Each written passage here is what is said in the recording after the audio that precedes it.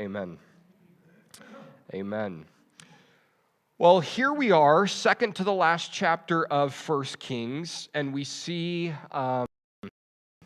we're still dealing with King Ahab. He's the wicked king of Israel, married to wicked Jezebel. Last week, if you remember, God gave Ahab victory over his enemy, and instead of using that victory to defeat the enemy, he made a treaty with his enemy instead.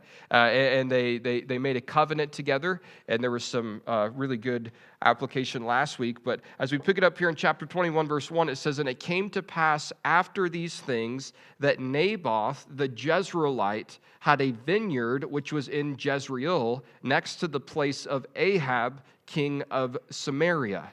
So Ahab's neighbor, his name is Naboth, and Naboth owns a vineyard, and this vineyard is strategically placed right next to the palace that Ahab and Jezebel are living in there in Samaria. Now, in this chapter, we're going to learn a very interesting principle that we'll look at towards the end in kind of two different sides, but it's this idea that God's grace is available for anyone. God's grace is available for anyone, no matter how wicked they might seem. So here we have verse 1, "It came to pass after these things that Naboth the Jezreelite had a vineyard." Now his name's important. Naboth means fruits. Fruits. Now he has a vineyard, we'll see, that's bearing fruit. The fruit that a vineyard would bear would be grapes. So this is a man who has a vineyard that's producing fruits. His name means fruits, and he's living next door to wicked King Ahab. And it tells us in verse 2, "So Ahab spoke to Naboth, saying, 'Give me your vineyard, that I may have it for a vegetable garden, because it is near, next to my house. And for it I will give you a vineyard better than it, or, if it seems good to you, I will give you its worth in money.'" Ahab the king approaches Naboth, the vineyard owner, and says, "I want your land." Why? Because location, location, location. It's right next to his property. He would love to have it. Now, here's the thing. Ahab's the king. Ahab has everything he needs, plus plenty of things he doesn't need. But there's one thing he doesn't have, and it's this vineyard that's next to him, and he wants it. So he starts in a very cordial business dealing. "Hey, give me your vineyard, and I'll trade you some land that I own somewhere else, land that's even better than this land that you have, or I'll give you fair market value. I'll give you money for this land. I just really, really want it."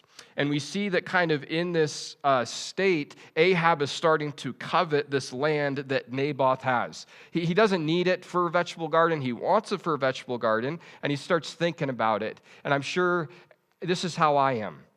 I start thinking about something. It's like, you know what I need? And something comes into my head. And I think about it a lot, and I research it online, and I watch YouTube video reviews about it, and it kind of consumes me just a little bit, and then finally I buy it, and I get it, and it's cool, and I like it, but oftentimes it's never quite satisfying, because the lie of stuff is that if you just had this thing, you would be happy. You would be happy if only you had. It's like, okay, cool. You'd be happy if you had a dirt bike, so you buy a dirt bike. And it is pretty happy in the summer when you have it, but for 6 months of winter, when you have to dance around it in your garage to get into your door, it's not quite as happy as you thought it would be. Now, don't get me wrong, it's great still, but this is just how things are. It's kind of lie to you in thinking, if I just had this next greater thing, whatever, then I would be happy. So he says, man, if I could just have this vineyard to plant my vegetables, then I could be satisfied. And he's coveting this. And the 10th commandment is, "Thou shalt not covet." And here this king of Israel is doing this very thing. In Luke, actually, we'll get here in a couple of weeks on a Sunday morning, Luke chapter 12, verse 15, Jesus teaches this. "And he said to them, 'Take heed and beware of covetousness, for one's life does not consist in the abundance of the things that he possesses.'" That's good news. Hey, watch out for coveting, because you look at someone else's life and you think their life is consisting of what they have. And Jesus goes, there's more to life than what someone possesses. So Ahab falls into this trap, really wanting this land, really coveting it, because he's not content. You see, that's a problem with coveting. Coveting causes you to not be content with what God has given you. You have the kingdom. You have virtually anything you could want. Yeah, but I want this other thing instead. I want this other land even more. And Paul would say in Philippians chapter 4, verse number 11, on this idea of contentment, Philippians 4:11, he says, "Not that I speak in regard to need, for I have learned that in whatever state I am, to be content." Even in the state of California, you're supposed to be content. So whatever state I'm in, he says, I am content. I'm pleased with whatever God has provided for me. Hebrews 13:5, maybe Paul wrote this, depending on who wrote Hebrews, says this on this idea of contentment. Hebrews 13:5, "Let your conduct be without covetousness. Be content with such things as you have. For he himself says, I will never leave you nor forsake you." Be blessed with what God has blessed you with. Well, here Ahab is. He's not blessed with what God has blessed him with. He wants more. He pursues Naboth. He goes, will you trade it for something better, or can I buy it for a great price? And this is Naboth's response in verse 3. "But Naboth said to Ahab, the Lord forbid that I should give the inheritance of my fathers to you." His answer, no. Want to trade? No. Could I buy it? No. Now, I'm guessing Ahab's not used to hearing no, except from Jezebel probably, but he's not used to hearing no from people. He's the king, right? So here's this man who just owns some dirt next to him, who's given a great offer, and he goes, no, I'm really not interested in doing this deal with you. Verse 3, "But Naboth said to Ahab, the Lord forbid that I should give," notice here, Ahab sees a vineyard, Naboth sees an inheritance. "Give me your vineyard." "No, I'm not going to give you my inheritance, the inheritance that the Lord has given my fathers that's been passed down to me." We know that when Israel went into the promised land, God gave each of these tribes sections of land, and there's actually Old Testament laws.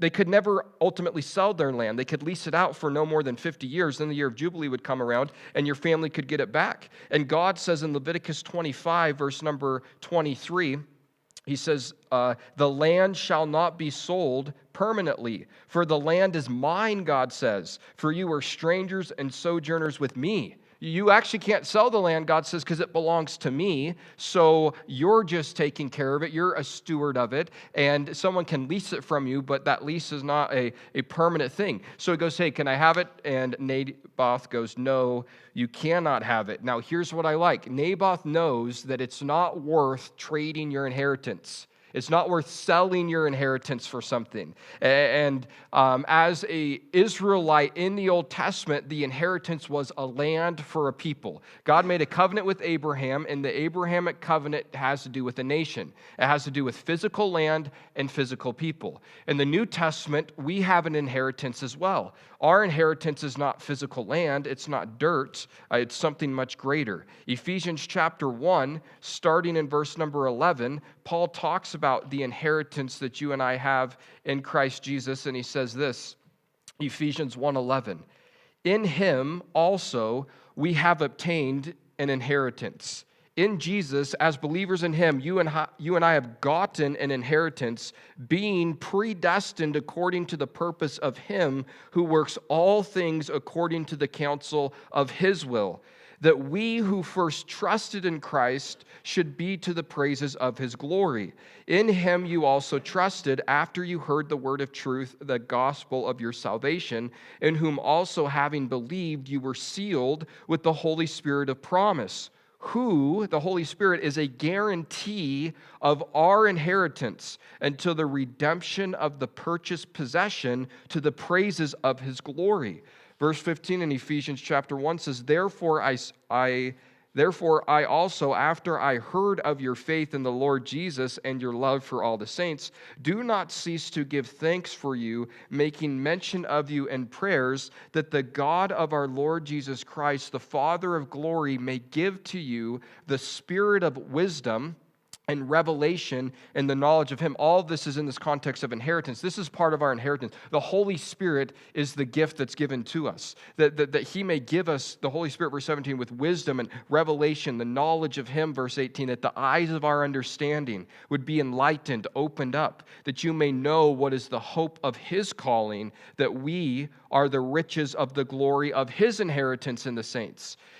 And what is the exceeding greatness of his power towards us who believe, according to the working of his mighty power, which he worked in Christ when he raised him from the dead and seated him at his right hand in the heavenly places, far above all principalities and power and might and dominion and every name that is named, not only in this age, but also in the age which is to come.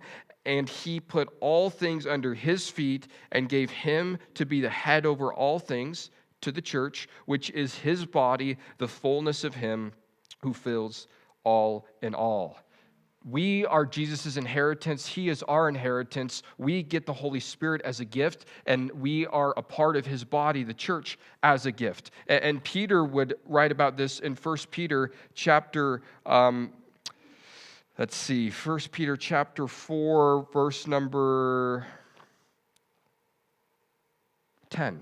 1 Peter 4:10, he says, as each one has received a gift, an inheritance, something that's given to us, as each one has received a gift, minister it to one another as good stewards of the manifold grace of God. If anyone speaks, let him speak as the oracles of God. If anyone ministers, let him minister with the ability which God supplies, that in all things God may be glorified through Jesus Christ, to whom belongs the glory and the dominion forever and ever. Amen. Understand this now back in our story in 1 Kings chapter 21. Naboth was given an inheritance. His was land. He didn't want to trade it. He didn't want to sell it out. Naboth is not a sellout.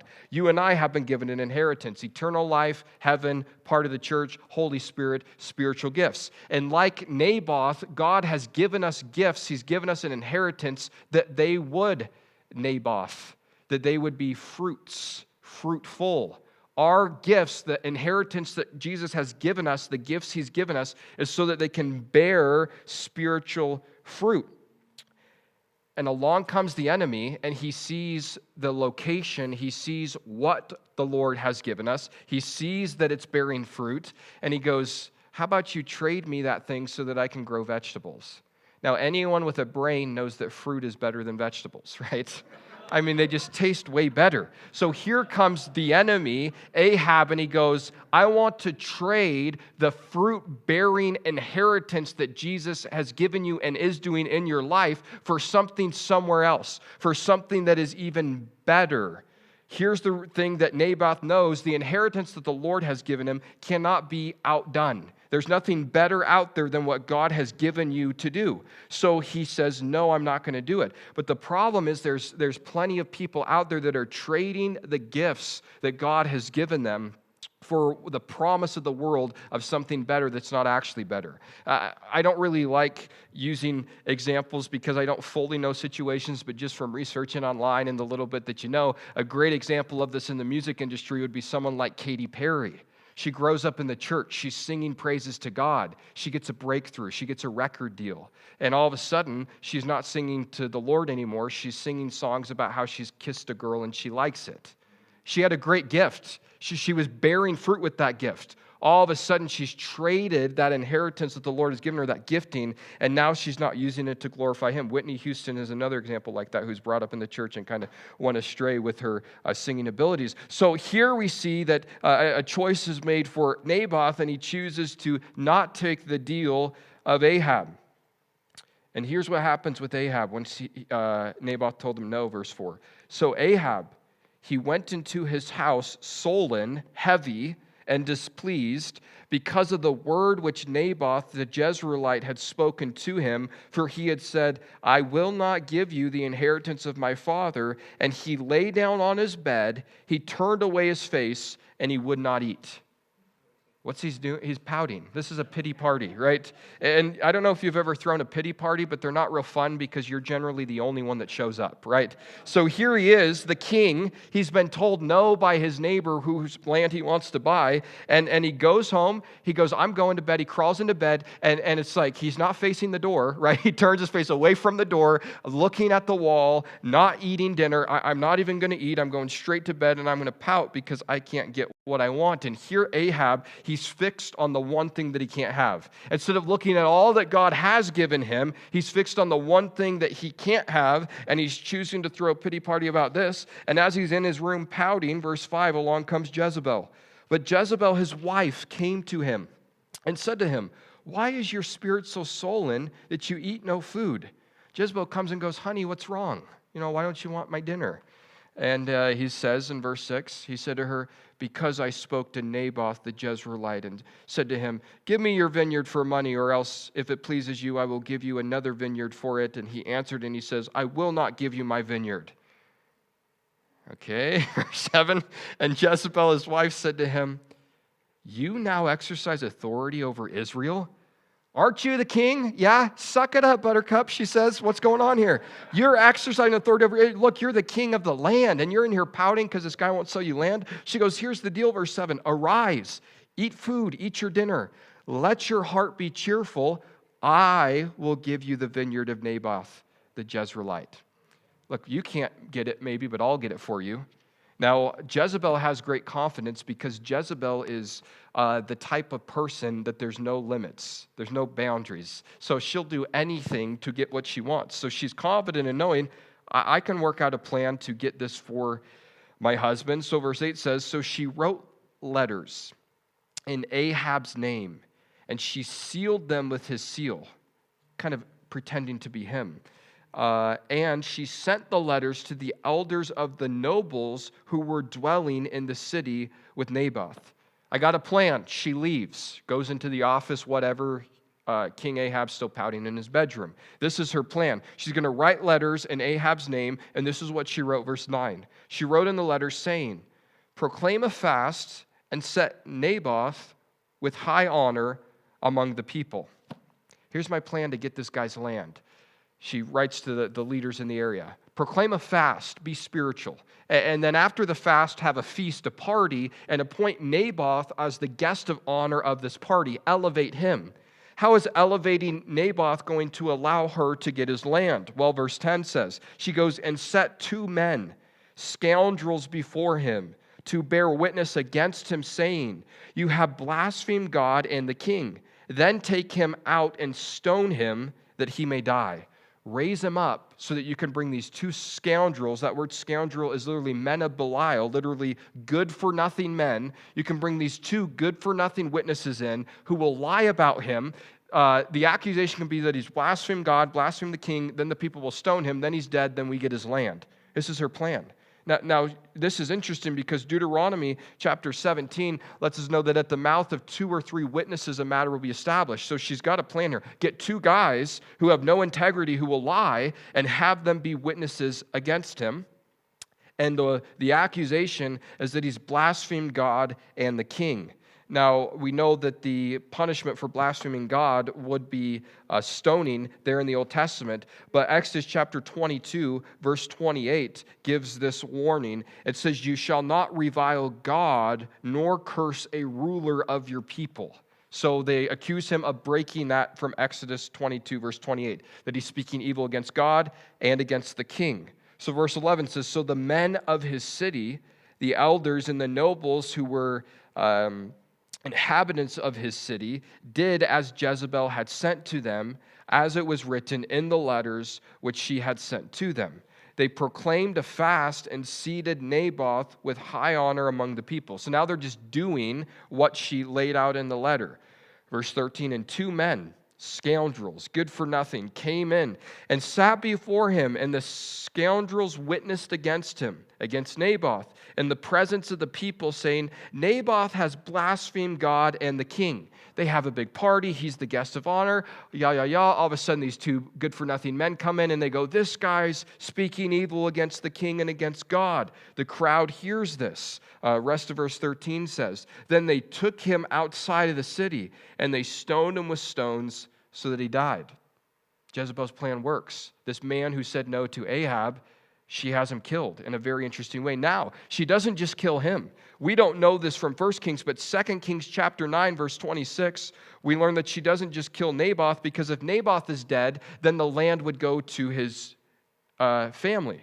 So she doesn't just kill him, she kills his kids. 2 Kings chapter 9, verse 26 says, the Lord says, surely I saw yesterday the blood of Naboth and the blood of his sons, says the Lord. And I will repay you in this plot, says the Lord. Now therefore take and throw him on the plot of ground according to the word of the Lord. So God goes, I saw you when you killed Naboth and his sons. So it wasn't just him who was killed by this plan of Jezebel. His kids were as well. Now no one owns the land. Now Ahab can step in and have his vegetable garden.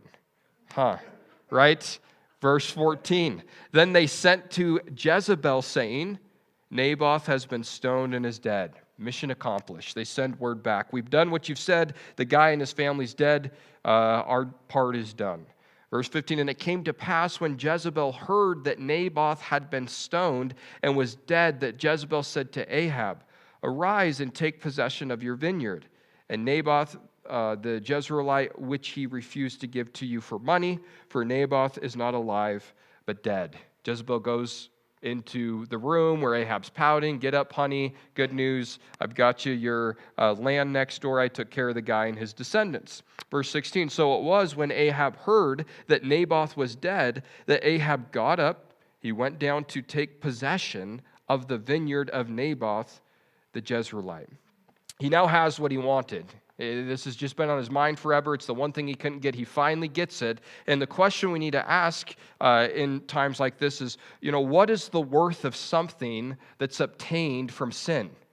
It's not nearly as valuable, right? If you get something the wrong way, it's not nearly as good as the right way. This is one we need to remember dealing with kids that cheat on tests, right, Mary Laura? It's like, what's it matter if you get an A if you had to sin to get it? It's really not as valuable as if you worked hard and studied. So, hey, you got your vineyard that you can now plant your vegetables in, but you had to commit all this sin in order to get it, in order to obtain it.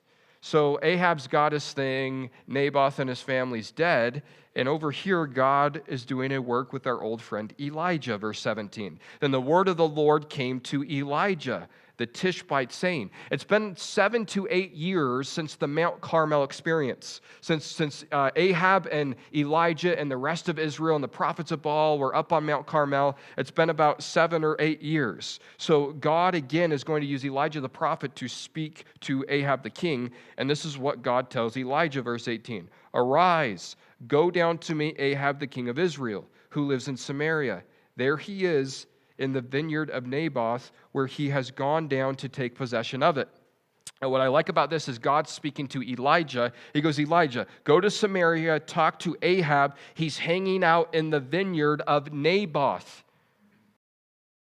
Doesn't Ahab own it now? In man's eyes, but not in God's eyes. God saw this as belonging to Naboth. So he's aware of the fact that it actually belongs to Naboth still. He knows whose it actually is. Verse 19, he says, you shall speak to him, saying, thus says the Lord, have you murdered and also taken possession? And you shall speak to him, saying, thus says the Lord, in the place where dogs lick the blood of Naboth, dogs shall lick your blood, even yours. Here comes some prophecy. He goes, hey, or the Lord says to Elijah, go and accuse him. I know that you've killed someone. I know that you've committed murder. And as a matter of fact, the very thing, the very place where he was killed and the stray dogs came in to lick his blood, your body's going to die there and have your blood licked up by dogs. Now, this actually doesn't happen. We'll see why it doesn't happen next week and also a little bit tonight. So God makes this judgment on Ahab, but Ahab is going to have a lesser judgment because of something of the way this chapter ends. But notice what's weird about verse 19. The Lord tells Elijah to speak to Ahab to say this. Thus says the Lord, have you murdered and also taken possession? Who orchestrated this thing? Jezebel, not Ahab. But God holds Ahab accountable, responsible for what his crazy wife does. This is important to realize. In Genesis chapter 3, verse 9, we see that when Adam and Eve, they both disobeyed God in partaking of the tree of the knowledge of good and evil, the Lord comes onto the scene, Genesis 3:9, and it says, and the Lord God called to Adam. He said, Adam, where are you? Now, Eve sinned. Actually, when you read the story, Eve's sin was the sin, but we don't call it, what is the sin of the garden? It's the Adamic sin, because who's responsible? Adam. Why? Because Ephesians chapter 5, verse 23, God has an order to things. Ephesians 5:23, this is God's order. It says, for the husband is the head of the wife, as also Christ is the head of the church, and he's the Savior, Christ, the Savior of the body. So just like Jesus is the head of the church, the husband is the head of the wife. That doesn't mean that one's better than the other. It does mean that they're different than each other. And God's okay with different. We live in a culture where equality is screamed. The problem with equality is when everyone's the same, then we're all pointless, right? It's okay that God has made us in different ways to do different things. It doesn't mean one's better than the other. It just means that men and women are different than each other. And in the role of a man and a woman, as far as husband and wife, the husband is the head, and he's ultimately responsible. And that's why right here, God is dealing with Ahab and not with Jezebel. Now, Jezebel is going to have her prophecy of doom come upon her in this chapter, but God deals with Ahab first, speaking through Elijah to get this message to him. Verse 20, so Ahab said to Elijah, have you found me, O my enemy? And he answered, he says, I have found you, because you have sold yourself to do evil in the sight of the Lord. So Elijah, he goes and he encounters Ahab, and Ahab goes, have you found me, my enemy? He's like, oh yeah, I found you, right? I know what you're up to. God has seen, and here's why I found you, verse 20. Have you found me, O my enemy? Oh, he said, I have found you because you have sold yourself to do evil in the sight of the Lord. Naboth was not a sellout, but Ahab was. Ahab sold himself in obtaining something else. And this happens a lot in our lives. Here he is, he sold himself to do evil. He's compromised greatly to just obtain something that's really not that great of a thing. And God calls him out through Elijah. You've sold yourself. Verse 21, behold, I will bring calamity on you. I'm going to take away your posterity. I will cut off from Ahab every male in Israel, both bond and free. Your line is not going to remain in charge. Verse 22, I will make your house like the house of Jeroboam. Remember what happened to him? 1 Kings 15, killed. He says, the son of Nabat. I will make your house like Baasha, the son of Ahijah. He also was destroyed because of his wickedness. Because, God says at the end of verse number 22, because of the provocation, with which you have provoked me to anger and made Israel sin. Your destiny, the path you've chosen is just like the path of the other wicked kings. Theirs was destruction. Yours is destruction because you've caused Israel to sin against me, which God gets angry at sin. Verse 23. And concerning Jezebel, this whole time, what's in Ahab's mind? Well, what about her, right? So that he deals with him, and then he goes, now concerning Jezebel, who in your heart and mind you're thinking, well, she's actually the evil one. Now concerning Jezebel, the Lord also spoke, saying, the dogs shall eat Jezebel by the wall of Jezreel. And you know what? God's word is true. And this is quite a passage. I wanted to maybe save it, but it'll be a while till we get to 2 Kings 9, at least probably 2 months. So turn ahead, 2 Kings chapter 9, verse 30, and we will see what ultimately happens to Jezebel. 2 Kings chapter 9, verse number 30, a couple pages there to your right, says, now when Jehu had come to Jezreel, Jezebel heard of it, and she put paint on her eyes and adorned her head and looked through a window. She gets all dolled up. Verse 31. Then, as Jehu entered at the gate, she said, "It is peace, Zimri, murder of your master." And he looked up at the window and said, "Who is on my side? Who?" So 2 or 3 eunuchs looked at him. Verse 33, then he said, "Throw her down." So they threw her down, and some of her blood splattered on the wall and on the horses, and he trampled her underfoot. They throw Jezebel out of the tower, then he runs her over with the chariot and the horses, and her blood splatters everywhere. That's bad enough, but verse 34, 2 Kings chapter 9. And when he had gone in, he ate and drank, and he said, "Go now, see to this accursed woman, and bury her, for she was a king's daughter." So he gets her thrown out of the tower, he runs her over, then he has dinner, then he tells the people, we better go bury her. After all, she was a princess, the daughter of a king. We saw that earlier on when her and Ahab first got together. So let's respect her in that way at least. But the problem, verse 35, so they went to bury her, but they found no more of her than the skull and the feet and the palms of her hands. That's all that's left of her skull, her feet, and the palm of her hands. Because, verse 36, quoting from this prophecy, therefore they came back and they told him, and he said, "This is the word of the Lord which he spoke by his servant Elijah the Tishbite, saying, on the plot of ground at Jezreel, dogs shall eat the flesh of Jezebel, and the corpse of Jezebel shall be as refuse, dog poop, on the surface of the field." That's great. "In the plot of Jezreel, so that they shall not say, here lies Jezebel." You can never go somewhere and say, this is where Jezebel is buried, because she was eaten by dogs and pooped about the land. This is what God does with wicked Jezebel. Now, this is interesting because generally, when you stumble upon something that dogs are eating on, even animals, they generally leave the feet and the head. Taylor and I were just out this past weekend, and we found like a pine marten or something that had been eaten, and what was left? Its little paws, right? Because for some reason, dogs don't eat the feet or the head generally. So we see this happening with Jezebel as well. So there's what's left, and she's scattered throughout the land. We'll get to that in a few weeks, though. Back to 1 Kings chapter 21, verse 24.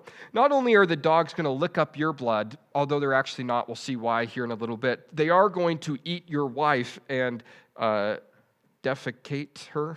I don't know if that's a word. Verse 24, it says, "The dogs shall eat whoever belongs to Ahab and dies in the city, and the birds of the air shall eat whoever dies in the field." Your family's going to be dog food and bird food, he says. You die in the city, dog's going to get you. You die in the field, the birds are going to eat you guys up.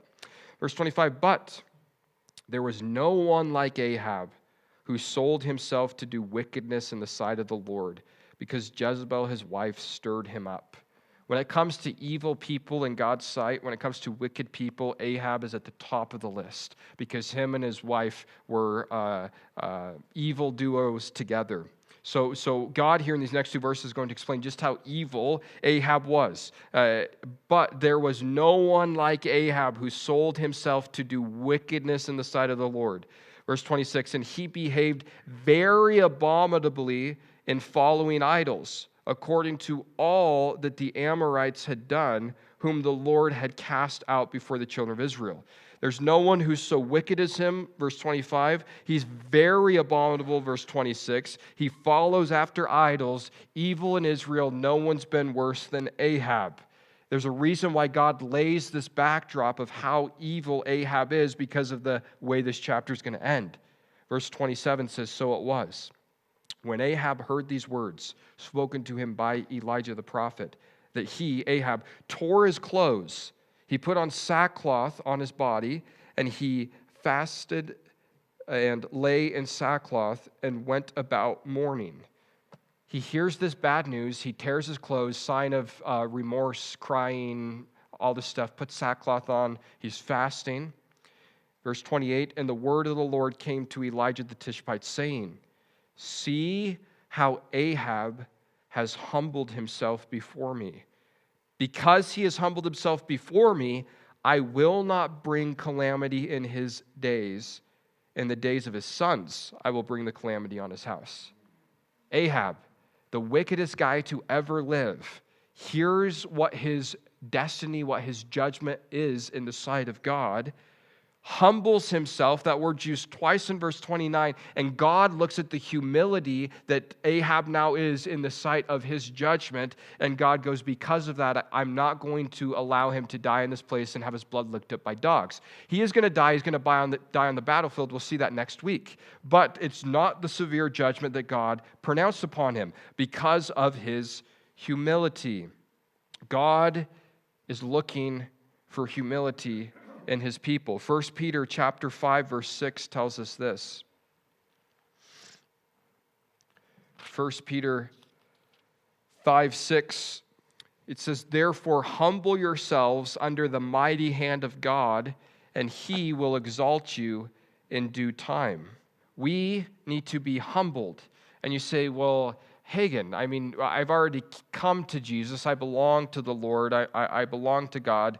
I don't need to be humbled anymore. Even God's people need to be humbled. 2 Chronicles chapter 7, verse 14, pretty famous passage for a lot of people, but get what it says. 2 Chronicles 7:14, God says, "If my people who are called by my name will humble themselves and pray and seek my face and turn from their wicked ways, then I will hear from heaven and will forgive their sin and heal the land." There's a call for God's people to be humble in his sight. And here, the worst of them all is humble, and God goes, "My mercy, my grace is sufficient for him."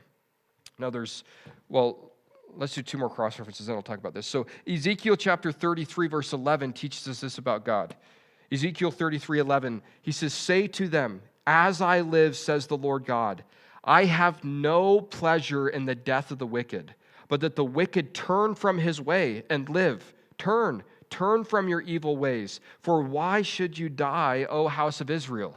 God does not take pleasure in the death of the wicked. God's desire is that everyone would turn from their evil ways, would repent. And here we see Ahab doing that, and God is faithful to have his mercy there, because that's who God is. That's what God is. He's merciful. Exodus chapter 34, verse number 6 and 7 tells us this. This is one of my favorite passages in Exodus, because it just tells us, this is God telling us who he is.